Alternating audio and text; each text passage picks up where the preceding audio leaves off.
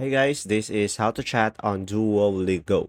So first thing that you will do is open the Duolingo application on your device. And in order for you to chat, just simply go ahead and tap on this bell icon. And from here, you will have add friends. So just simply tap on this. And from here, guys, just simply tap on find contacts and tap on allow. And from here, guys, just simply provide your phone number and tap on next.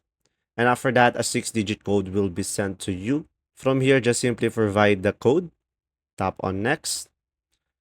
And after that, guys, you'll be able to invite your friends so you'll be able to chat with them.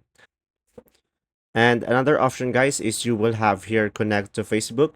But since I don't have that option, I will be able to show you. But in some cases, there will be a connect to Facebook over here. So just simply connect to your Facebook in order for you to chat on Duolingo.